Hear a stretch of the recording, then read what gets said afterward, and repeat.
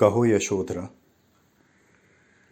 सिद्धार्थ के महाभिनिष्क्रमण के बाद वह सुबह तुम्हारे अंदर कैसे उतरी थी?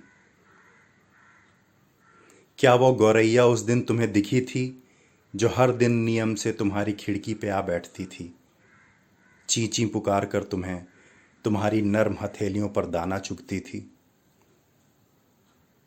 सुनाई पड़ी थी उसकी मीठी चींची, या लोगों के सवालों के शोर में, उस शोर की तंग गलियों में तुम स्तब्ध राहुल को देखे जा रही थी और शिव जटा सी तुम्हारी आंखों से बह रही थी गंगा?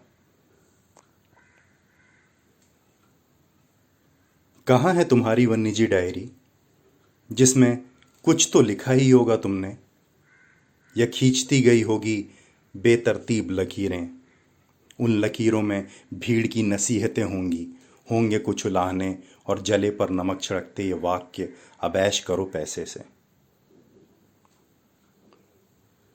उन लकीरों में दीवारों पर सर पटकती होंगी तुम्हारी चुप्पियों की ज्वालामुखी। कुछ अनुमान तुम्हारे भी तो होंगे उन लकीरों में। राहुल के सवालों पर कभी हुई होगी झुंझलाहट, फिर कोसा होगा खुद को, घुट्टी में पिलाई गई स्त्री की परिभाषा को उकेरा होगा लकीरों में, विरोध किया होगा रात के सन्नाटे में। राहुल के सो जाने के बाद खड़ी हो गई होगी आईने के आगे, कितने अल्हड़ प्रश्न उठे होंगे आंखों में समय से पहले, बहुत पहले, एक समाप्ति की अघोषित घोषणा को स्वीकार करते हुए कितनी लकीरें कांप गई होंगी।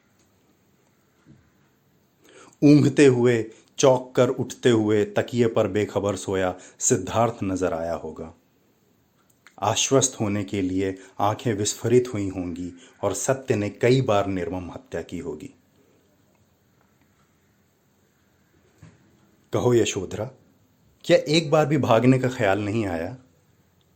आया तो होगा ही, लेकिन नियति ने राहुल को जिजीविषा बनाया था और तुम लकीरों के बाद लिखने लगी होगी क्षत्रिय धर्म, परंपरा की बाती को निष्ठा के घृत से सराबोर किया होगा, दिल दिमाग के शोर से खुद को बाहर निकाला होगा और मातृत्व धर्म में ध्यानावस्थित हो गई होगी।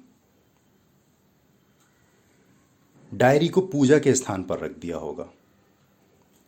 कहो यशोधरा, मैंने पढ़ लिया ना बखूबी उन लकीरों को।